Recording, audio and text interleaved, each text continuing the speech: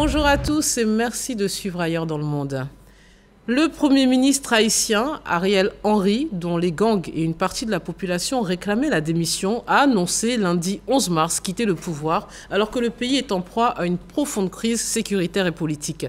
Depuis le début de l'année 2024, Haïti a déjà enregistré 1193 morts en moins de 2 mois, et selon les Nations Unies, sans oublier qu'il y a environ 5 millions de personnes en situation de faim dans le pays. Comment en est-on arrivé là? À quand la fin de la spirale de la violence? Pour en parler, je reçois le journaliste Valentin Bougueng. Bonjour et bienvenue. Bonjour Fatim. Et l'historien Bangaline Goran. Bonjour et merci d'être présent. Bonjour et heureux de vous retrouver. Pareillement. Alors, je vais poursuivre avec vous pour avoir quelques rappels historiques, pour mieux comprendre la situation actuelle, peut-être. On associe Haïti, qui a donc proclamé son indépendance le 1er janvier 1804, au premier pays au monde à être issu d'une révolte d'esclaves. Que s'est-il passé? Haïti, qui s'appelait par le passé Saint-Domingue, est entré en révolte. En tout cas, les esclaves de Saint-Domingue sont entrés en révolte en 1791. Dans un contexte particulier. On était dans, je dirais, 2 années après la Révolution française qui a répandu dans l'espace francophone une nouvelle interprétation, je dirais, des rapports, parce qu'on était dans un contexte de cette période-là où les rapports humains étaient très focalisés sur, si vous voulez, l'échelle raciale, donc de la supériorité du blanc sur le noir et des institutions qui en sont la conséquence, comme l'esclavage. Et finalement, les idées neuves qui ont été introduites ont créé, si vous voulez, un débat qui n'existait pas par le passé. Et au niveau des différentes colonies, particulièrement Saint-Domingue, c'est vrai qu'il y avait déjà ces idées politiques-là qui ont joué un rôle, parce que quand vous prenez la plupart de ceux qui ont conduit cette révolte-là, que ce soit Toussaint Louverture comme Jean-Jacques Dessalines, ils étaient eux-mêmes des officiers dans l'armée, dans le corps expéditionnaire français, donc qui étaient au contact de ces idées-là. Mais au-delà de cela, de manière locale, c'est qu'il y avait une sorte de situation de déséquilibre sociologique. Au moment où intervient la révolte de 1791, à Haïti, il y avait 70 000 exploitants blancs face à 450 000 esclaves noirs. En sorte que ce déséquilibre, je dirais, numérique, dans le rapport de force qui équivalait à 8 esclaves noirs contre un exploitant blanc, a joué dans l'évolution qu'a eu la révolte, qui a connu certainement des grandes étapes avant d'aboutir. Une autre situation aussi dont on parle beaucoup, c'est cette promulgation d'une ordonnance par le roi de France qui reconnaît certes l'indépendance du pays, mais contre une indemnité de 150 millions de francs d'or. Pour beaucoup, cette indemnité a entravé significativement le développement d'Haïti. Oui, je pense que c'est un argument qui tient pour une raison très simple. Quand vous observez le modèle économique sur lequel s'est construite la prospérité des différents territoires dans cette zone-là, ce sont des grandes exploitations agricoles qui sont soutenues par le système bancaire en termes de déploiement de moyens d'exploitation. Parce que quand l'esclavage est aboli, il faut des moyens financiers pour basculer la production qui était par le passé par la force humaine vers une mécanisation. Et donc ce travail-là se fait par la capitalisation donc en ressources de ces différentes exploitations. C'est le modèle qui a été utilisé au Mexique avec les latifundios gérés par des grandes haciendas. C'est le même modèle qui a fait la réussite des colonies américaines avec ce qu'ils appellent là-bas les ranchs. Alors, dans le cas d'Haïti, lorsqu'il y a donc la révolte des esclaves, il y a une rupture dans cette logique-là, parce qu'il y a une sorte de redistribution des terres aux esclaves, donc on va créer des petites exploitations. Mais ces petites exploitations-là devaient aussi faire leur mutation pour réaliser en tout cas ce défi d'intensification de la production. Et il fallait derrière des capitaux locaux injectés par des banques pour les soutenir. Et le fait qu'il y ait eu cette dette qu'il fallait payer a fait sortir les devises du pays et a empêché d'une certaine manière une sorte de modernisation de l'économie haïtienne. Et aujourd'hui, il y a d'une certaine manière des conséquences qu'on vit aujourd'hui. Dont on va parler. On va revenir un peu sur l'histoire plus récente. Il est vrai que c'est en novembre 2016 que Jovenel Moïse a gagné les élections avant d'être assassiné le 7 juillet 2021. Déjà, c'était pas... On veut essayer de comprendre déjà pourquoi il y a eu cette malgouvernance quasi dynastique jusqu'à lui. Et puis, est-ce que son assassinat n'était pas déjà... On n'aurait pas dû le prendre plus en compte. C'était pas déjà une alerte? Oui, je commence déjà par les raisons explicatives donc, de cette gouvernance dynastique et assez erratique qui a caractérisé Haïti pendant toutes ces décennies après l'indépendance. Je crois que le professeur Bangali Goran tout à l'heure évoquait à juste titre une histoire très tragique du pays qui a des conséquences. Et le legs tragique, le legs historique tragique en Haïti a été pour beaucoup dans la suite, dans la gouvernance qui a caractérisé donc Haïti, parce que déjà il y avait une sorte de fragilité institutionnelle, que le pays n'a pas, que les différents gouvernants n'ont pas su justement juguler. On n'a pas eu une vraie forme de développement institutionnel de l'île qui fasse en sorte que, il y ait des institutions stables, capables donc de gérer le pays dans tous les domaines, qu'il s'agisse de domaines politiques, économiques et autres. Donc il y a ce legs historique qui est là. Et puis il y a également la personnalité des dirigeants qui se sont succédés par la suite, des personnalités parfois assez fantasques et avec pas de véritable programme politique et autres, comme s'ils n'avaient pas de compte à rendre à la population. Mais encore une fois, il y a également le legs historique qui est là, avec une économie qui a été totalement perturbée, on l'a relevé tout à l'heure, par cette dette d'indépendance que le colon français a exigée par la suite des anciens esclaves. Et puis, par la suite, on arrive donc d'événements douloureux en événements douloureux. On arrive donc à... Et puis, il ne faut pas oublier aussi le fait que que Haïti a été exposée. C'est une zone assez difficile au plan géographique, exposée donc aux aléas climatiques.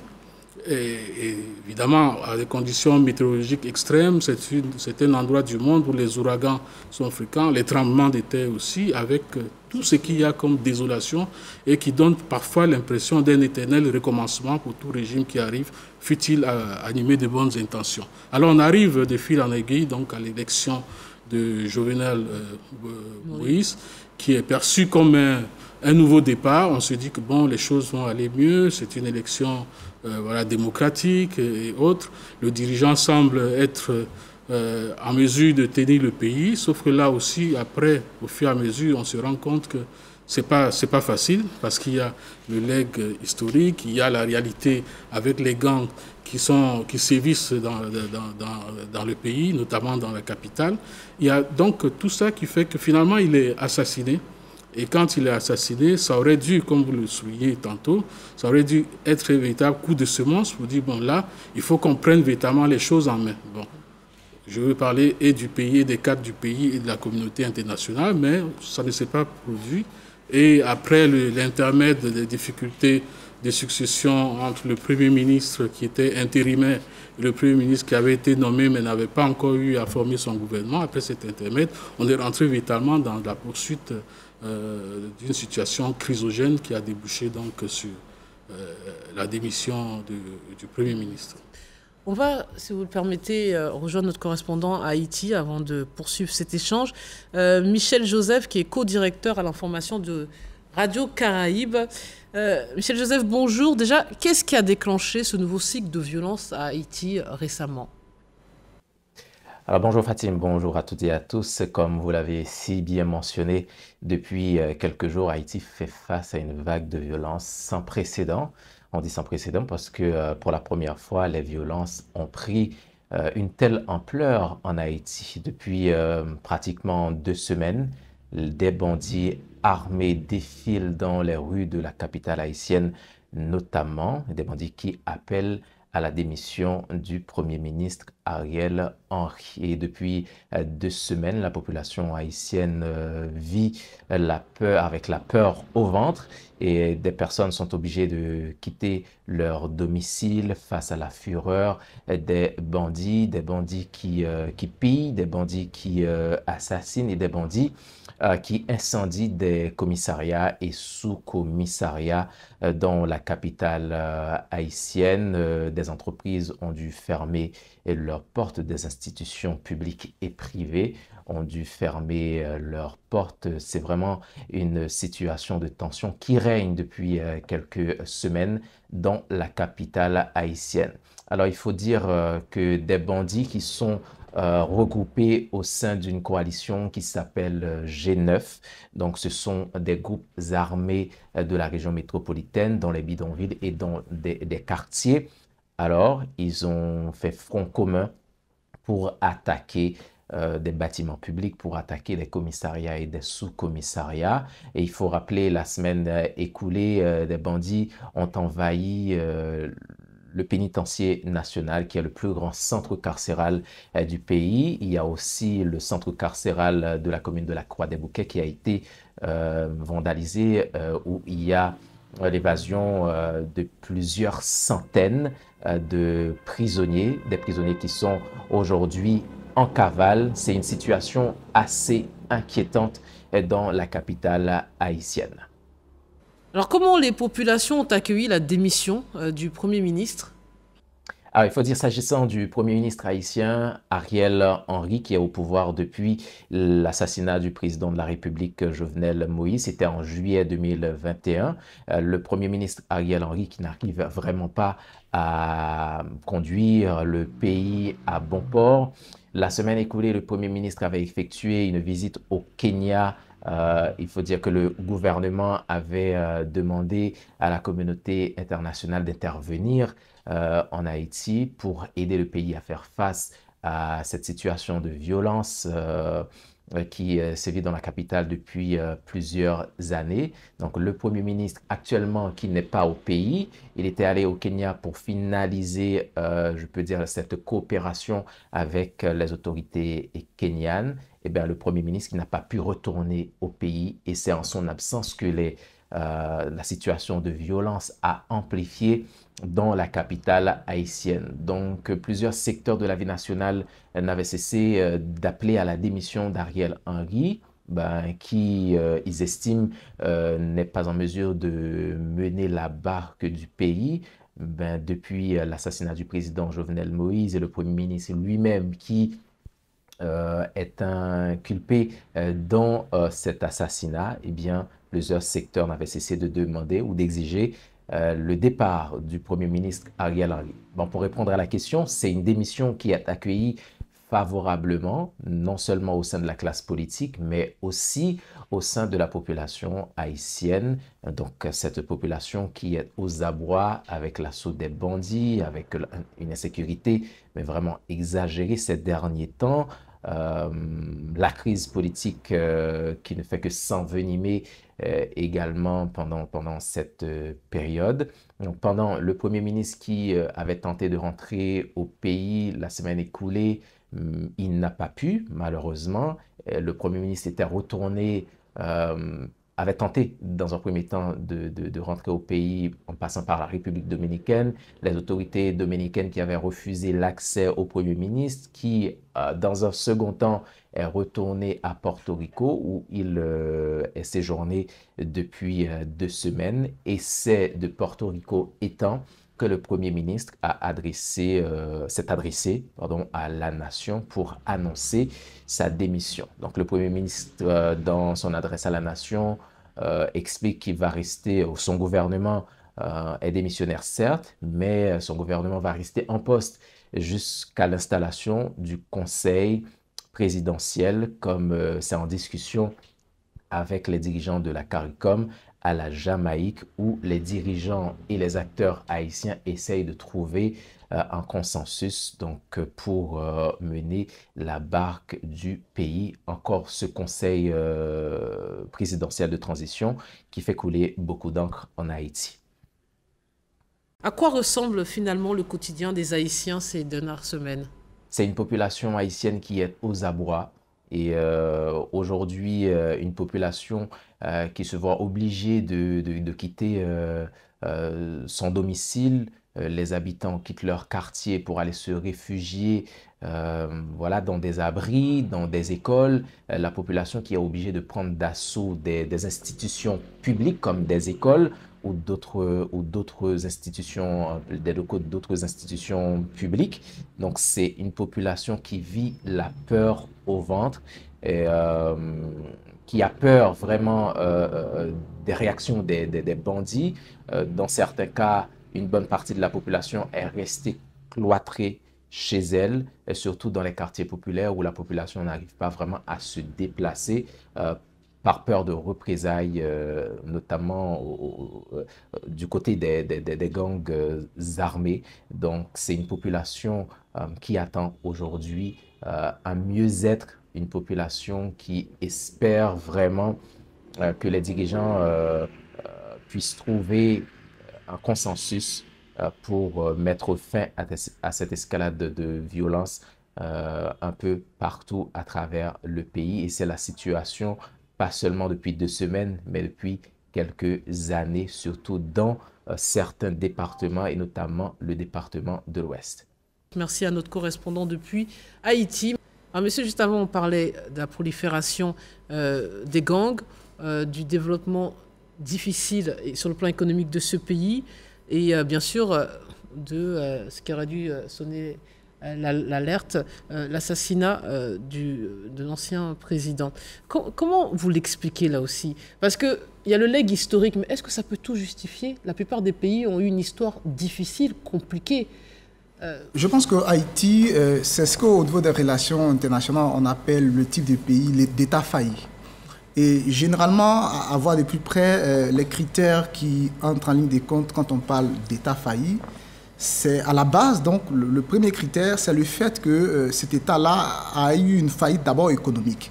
Parce que toutes ces manifestations aujourd'hui, que ce soit liées aux gangs, liées à l'incapacité de la police ou en tout cas du gouvernement d'exercer son autorité, sont liées au fait de la restriction budgétaire de l'État qui est un peu comme un État qui flotte dans ses habits territoriaux.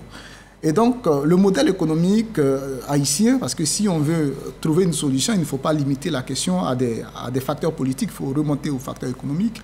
C'est qu'Haïti, dans l'espace où il se trouve, généralement, n'a pas réussi. Non seulement on a relevé le fait qu'il y a eu un défaut de modernisation de son système économique, mais au-delà de cela, dans la région où ils sont, il y a le modèle de réussite, c'est de développer une économie, je dirais, touristique. C'est le cas, par exemple, de son voisin immédiat. Mais ça a été le cas dans les années 50-70. Il y a eu... Oui, mais justement, ça a été rattrapé par la situation sécuritaire qui n'encourage pas, disons, des voisins régionaux tels que les Canadiens, les Américains, qui recherchent donc ce paradis tropical où passer des vacances ou en tout cas avoir des résidences secondaires. On choisit toujours un territoire qui est stable, qui a un gouvernement qui a une vision claire et qui déploie des moyens en termes de réformes pour améliorer l'environnement des affaires.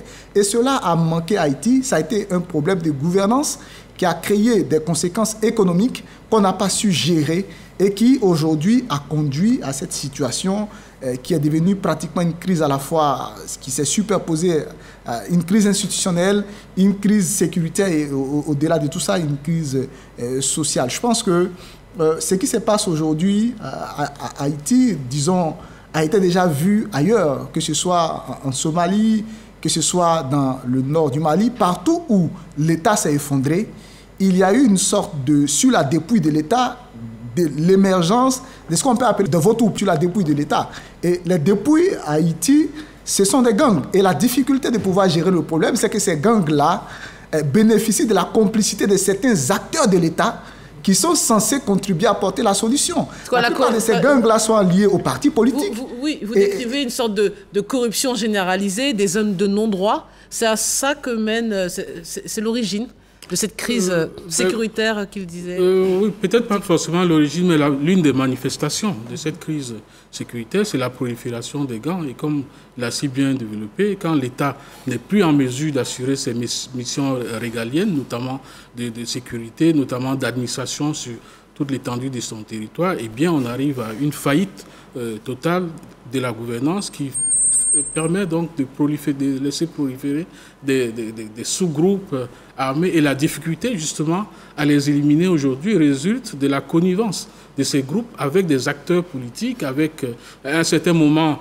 des acteurs au pouvoir ont voulu utiliser ces gangs contre l'opposition. Après, tel opposant également a voulu utiliser ces gangs pour arriver au pouvoir, ainsi de suite. On est donc dans une sorte de politisation de ces gangs. Même l'assassinat du président. Même l'assassinat. Il y a une complicité. Parce qu'il y a un autre aspect qu'on n'a pas suffisamment soulevé jusqu'ici, eh bien, c'est l'explosion de l'économie criminelle. Et lorsque dans un pays, vous avez une économie criminelle, la drogue, et ainsi de suite, qui prend même parfois le dessus sur l'économie formelle, eh bien, on arrive donc à ce genre de manifestations, de chaos. On a vu récemment dans les images de manifestations de drapeaux russes. Bon, on est commencé à être habitué en Afrique, voilà, mais là, il est arrivé juste là-bas. Mais est-ce que, historiquement, il y a un lien avec la France et on est encore dans ce schéma qu'on voit avec l'Afrique francophone, ou là, c'est plutôt les Américains qui sont visés, puisqu'il y a aussi une histoire particulière avec l'oncle Sam? Oui, je pense que si on analyse ce qui se passe à Haïti du point de vue des relations internationales, on est dans cette logique de la guerre froide où, disons que les États-Unis, au nom de la doctrine dullésienne, ont identifié initialement Haïti comme un espace d'influence de la France. Mais partout où la France a eu à être repoussée ou refoulée par le peuple qu'elle administrait, les États-Unis se sont retrouvés dans l'obligation de prendre le relais. Ça a été le cas, par exemple, de la guerre en Indochine, où après la faillite de l'armée française, les États-Unis ont pris le relais. Et ça a été également le cas à Haïti, où après donc, la Révolution, les États-Unis ont eu un temps d'occupation. Le problème, c'est que dans la compréhension des Américains, cet espace-là, c'est leur arrière-coup immédiat, comme Cuba, comme la plupart des pays de cette région-là, qui bénéficient d'une certaine attention du point de vue de la stratégie politique des États-Unis. Mais finalement, c'est que ça a entraîné une sorte de transfert de ressentiment. C'est-à-dire que le ressentiment, initialement, il était anti-français. Il est devenu progressivement anti-américain. Et l'occupation n'a pas, je veux dire, amélioré les choses, étant donné que malgré l'occupation américaine, disons que la situation économique a continué de se dégrader. Parce que les États-Unis, à Haïti, ont préféré composer avec des dirigeants des régimes qui privilégiaient essentiellement leurs intérêts et non pas l'intérêt du peuple haïtien. La conséquence, c'est qu'aujourd'hui, avec la démission du dernier Premier ministre, il y a eu des gens qui sont descendus dans la rue avec des drapeaux russes, un peu des scènes comme les scènes qu'on voyait dernièrement en Afrique. Donc aujourd'hui, qu'est-ce que ça va entraîner? Est-ce que ça va mettre un coup de pression sur les États-Unis? Parce qu'on sait que dans la crise ukrainienne, il y a eu une sorte de surprise de découvrir que les États-Unis pouvaient déployer autant de moyens matériels financiers pour mettre sous perfusion un État qui était en situation difficile. Je pense que si aujourd'hui Haïti peut bénéficier ne serait-ce que du 10e de ce qui a été injecté par les États-Unis dans la crise ukrainienne, c'est clair que non seulement la crise politique, la crise économique trouveront rapidement une solution. Mais justement, est-ce qu'ils n'ont pas tout intérêt? Je veux qu'on parle de justement la communauté internationale. Qu'est-ce qu'elle peut faire? Qu'est-ce qu'elle va faire? Qu'est-ce qu'elle aurait dû faire, puisqu'on apprend que les Kenyans n'iront plus sur place? L'une des raisons fondamentales justement de la faillite de la gouvernance à Haïti, c'est justement ce que vous venez d'évoquer, c'est l'attitude des grandes puissances, on dit communauté internationale, mais en réalité c'est un petit groupe de pays puissants. Donc c'est de leur attitude vis-à-vis d'Haïti. Ils ont laissé prospérer des gouvernements qui savaient très bien pas proches du peuple du tout, mais ils ont été indifférents à leurs exactions et autres. Et c'est ceci, entre autres, peut expliquer le fait que cette mauvaise gouvernance ait perduré à Haïti beaucoup plus qu'ailleurs dans la région. Alors, cela dit, il faut aussi, peut-être pour rire, il faut dire qu'Haïti, c'est aussi un petit bout d'Afrique. Hein.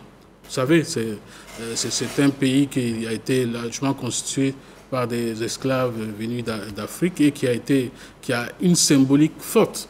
Quand on parle de Haïti, la première république noire au monde, ça a été un symbole, un grand symbole donc du fait que de la liberté, de la capacité, en tout cas des peuples opprimés, à reprendre leur destin. Mais là, c'est un échec. Non, on va pas, on va pas dire c'est un échec par rapport à ce qui s'est passé. Non, ils ont eu raison de prendre leur indépendance, de prendre leur liberté. Maintenant, la suite des événements n'a pas été tel qu'on l'aurait souhaité, avec donc des gens qui sont partis sans parti. On a évoqué tout à l'heure la lourde dette amende qu'il fallait payer, mais il faut dire aussi que ces anciennes puissances n'ont pas laissé Haïti fonctionner exactement comme le pays l'aurait souhaité. Aujourd'hui, qu'est-ce que la communauté internationale, c'est-à-dire les mêmes puissants, peuvent faire bon, en dehors de l'ONU peut-être qui peut éventuellement, qui a commencé même à préparer une force pour la région, pour essayer de pacifier la région en prévision d'élections probables, eh bien, en dehors d'eux, je ne vois pas très bien comment la situation peut être reprise en main si on la laissait juste aux mains, mais comment on nous dit qu'ils n'ont pas accès aux aéroports, que bon, vraiment on a l'impression que le pays... déjà, qui gouverne actuellement? Qui dirige cet État? Et existe-t-il encore en termes d'État? Est-ce qu'on peut parler d'État encore? Oui, l'État existe. C'est vrai que l'État est affaibli. L'État existe et il est encore dirigé par des ministères qui sont en place avec tout leur personnel. Je veux dire, tout l'organigramme de l'État est resté en place. C'est vrai que le Premier ministre a démissionné, mais... Vous parlez d'une coalition qui... Voilà, donc disons que les fonctionnaires sont en place et l'État continue de fonctionner parce que cet État aujourd'hui est sous perfusion d'aide internationale et je pense que ce soit l'Union européenne, que ce soit les États-Unis, tous ces contributeurs internationaux permettent donc à l'État de continuer de pouvoir, même si, disons, ses performances économiques sont amoindries, de pouvoir disposer des ressources, de continuer de payer les salaires. Et dans tous les États où les salaires sont payés, disons que c'est le meilleur moyen de maintenir donc l'État sur pied, quelle que soit la difficulté.